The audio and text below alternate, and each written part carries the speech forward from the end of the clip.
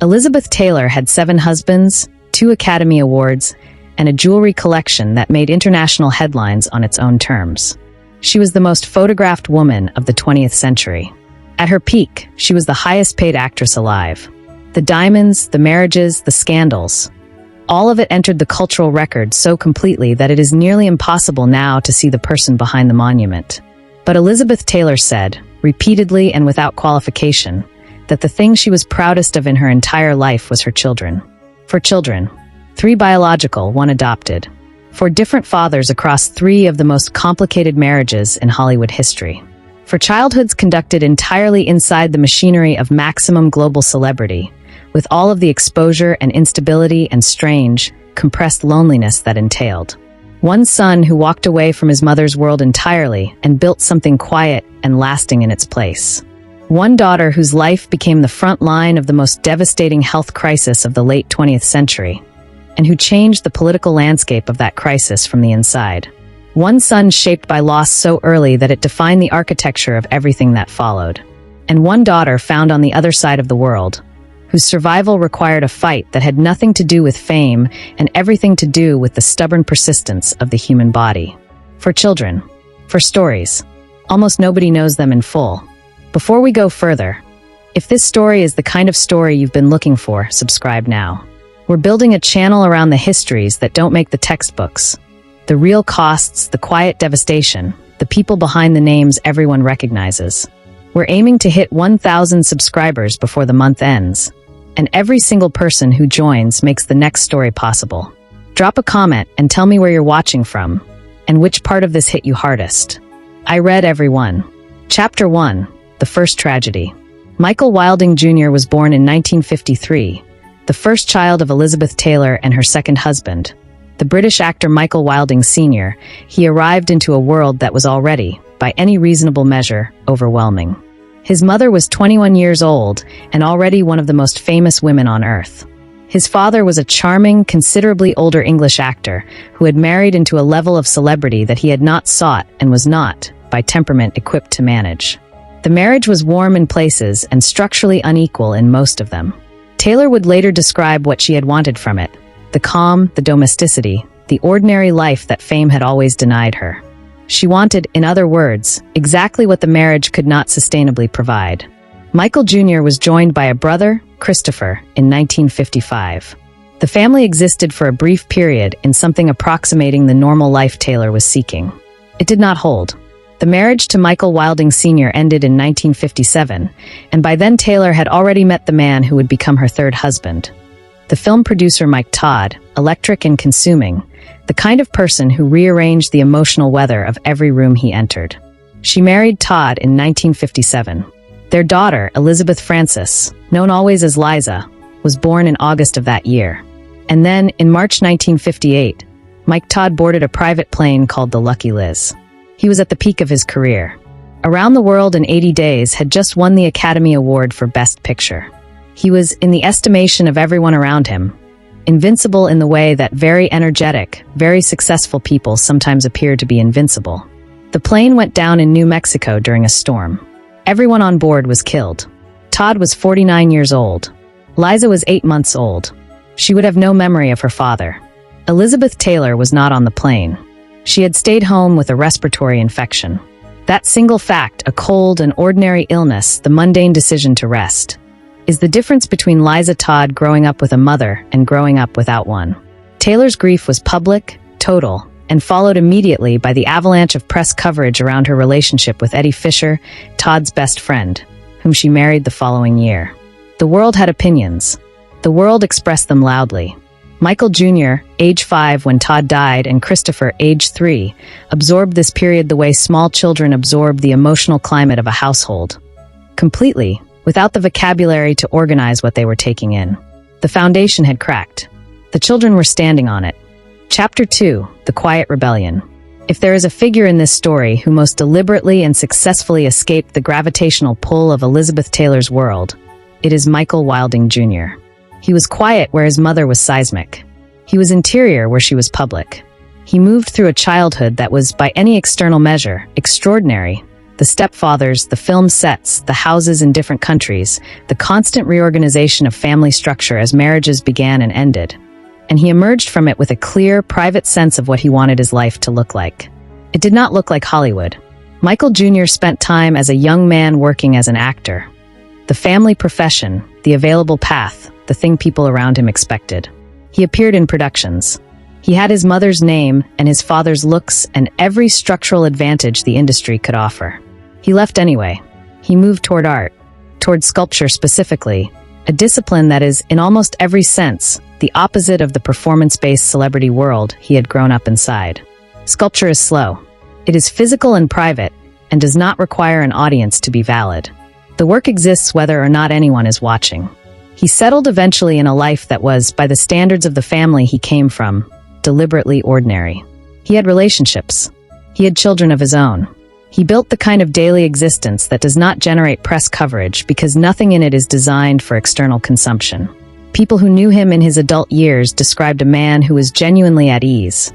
Not performing ease, not managing the performance of a normal life, but actually living one. He maintained a relationship with his mother that was, by the accounts available, warm and real. He was not estranged. He was simply elsewhere. That distinction matters. Michael Jr.'s departure from the Taylor world was not a rejection. It was a navigation. He had assessed what the machinery produced and what it consumed, and he had made a clear-eyed decision about the terms he was willing to accept. He built something that lasted, outside the spotlight, on his own terms. But his brother Christopher's story moved in a different direction entirely. And if Michael's story is one of deliberate, quiet departure, Christopher's is something considerably more complicated. Chapter 3. The Escalating Crisis. Christopher Wilding was 3 years old when Mike Todd died. He was 6 when his mother married Eddie Fisher.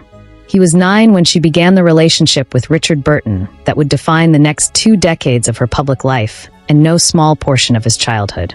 Burton and Taylor were, together, one of the most documented couples in the history of celebrity. They married in 1964, divorced in 1974, and married again that same year before divorcing again in 1976. The relationship was passionate and turbulent and conducted almost entirely in public. On film sets, in the international press, in the kind of high-volume emotional landscape that children absorb and carry long after the specific events have passed. Christopher moved through his adolescence inside that landscape. He was, by accounts of those who knew him during this period, a sensitive and somewhat private young man. Not given to the performance of his feelings, watchful in the way of people who have spent their formative years in emotionally unpredictable environments. He struggled. The details are not fully public, and they do not need to be to understand the shape of it. He had a difficult passage through early adulthood, marked by the specific kind of instability that can follow a childhood conducted without reliable ground. He found his footing, eventually, in photography and in a life that was quieter and more contained than his origins. He had children of his own and built relationships that held. But the road was longer and harder than Michael's, and the marks of the early years remained visible in ways that those who knew him recognized. His sister Liza's story, meanwhile, had taken on a dimension that neither of them could have predicted. Liza Todd, born 8 months before her father's death, raised by a mother who loved her and a series of stepfathers of varying duration, grew up to marry the sculptor Hap Tivey and to build a life substantially outside the celebrity world. She was close to her mother. She was present and engaged and, by most accounts, one of the more grounded members of the family. And then, in the mid-1980s, the HIV and AIDS crisis arrived at her front door. Her husband Hap Tivey received a diagnosis. The details of the family's experience during this period are private in the ways that medical histories are private, but the consequences were not. Elizabeth Taylor, whose instinct was always to respond to emergency with action, became one of the most prominent and effective AIDS activists of the era. Founding AMFAR, advocating directly to the Reagan administration, using her name and her access and her genuine fury to force a political response to a crisis that the political establishment was systematically ignoring. The reason she understood the crisis with such immediacy, such personal urgency, was not abstract. It had come through her daughter's life first. The personal and the political became the same thing. The activism that changed policy, that redirected funding, that altered the public conversation, that helped dismantle the stigma that was killing people, had its origins in a mother's response to what was happening to her child. That is the full story of where the advocacy came from. Almost nobody knows it. Chapter 4: The Unexpected Arrival. In 1964, Elizabeth Taylor and Richard Burton were filming The Night of the Iguana in Mexico. They were, at this point, the most famous couple in the world. The press had followed them to the location. The set was a kind of controlled chaos. The scale of celebrity that surrounded them made ordinary production nearly impossible and turned every day into a managed spectacle. In the village near the production, Taylor encountered a child. Her name was Maria. She was a German-born infant who had been placed for adoption, and she had been born with a severe bilateral hip dysplasia, a condition in which the hip joints had not formed correctly, leaving her unable to bear weight on her legs in the normal way. Without significant medical intervention, she would not walk. With it, there was no guarantee either. Taylor saw her and made a decision. The adoption was not simple. Bureaucratic complications, jurisdictional questions, the logistical challenge of completing an international adoption while living the kind of life that Taylor and Burton were living. All of it compounded into a process that took years to fully resolve. Maria lived with the family as a foster child for several years before the adoption was legally finalized. During those years, she underwent the surgeries her condition required. Multiple procedures, long recoveries, the kind of sustained physical ordeal that tests the threshold of endurance in ways that most people never have to encounter. She walked. That fact, that Maria Taylor walked, is the result of medical intervention, yes, and her own considerable resilience, but also of the specific decision made by a woman in Mexico in 1964 who saw a child and did not look away. Maria grew up as the youngest of the 4 Taylor children. She was close to her mother. She was, by the accounts available, warm and grounded. Her adult life lived substantially outside the public record in the way that she appears to have preferred. She married and had children of her own. She built the ordinary, full life that the circumstances of her earliest months had made seem uncertain. There is a photograph from 2007, Elizabeth Taylor surrounded by her 4 children, all of them adults, all of them present. Michael, who chose sculpture over stardom. Christopher, who found his footing after a difficult road. Liza, whose life intersected with one of the defining crises of the era. And Maria, who learned to walk. If you look at that photograph now, knowing what each of those faces contains, it does not look the way it looked before you knew this story. Chapter 5: The Climax and Legacy. Elizabeth Taylor died in March 2011. She was 79 years old. She died of congestive heart failure, a consequence of the accumulated physical toll of a life that had included more than 40 surgeries, multiple serious illnesses, and a body that had been asked, persistently, to absorb more than most bodies are asked to absorb.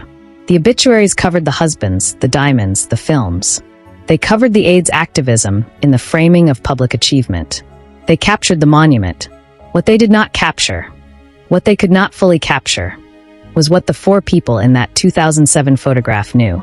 They knew a woman who had left them, repeatedly, to film sets and marriages and the insatiable demands of the machinery that her fame required. They knew a woman who had not always been present in the ways they needed her to be. They knew a woman who loved them with genuine intensity and who was also, inescapably, one of the most famous people who had ever lived, which meant that the love had always been competing with something enormous for her attention. And they knew, each of them, that she had chosen them. Over and over, in the decisions that defined her later life. The adoption of Maria, the AIDS advocacy rooted in Liza's experience, the sustained relationships with Michael and Christopher despite the complications. She had chosen them. The myth was the diamonds. The reality was the 4 children. The monument will last as long as film lasts. The reality, the actual complicated, deeply human story of a mother and her 4 children, is harder to see and more worth looking for. Go back to the photograph. Look again. Now you know what you're looking at. This channel exists to find the stories that the official histories leave in the margins. The human cost behind the famous names, the children behind the icons. If this story changed the way you see Elizabeth Taylor, subscribe. We are building a community of people who want the real version of history, not just the monument. Hit the bell so you never miss a new documentary. And tell me in the comments, which of the 4 children's stories stayed with you the longest? I read every single one.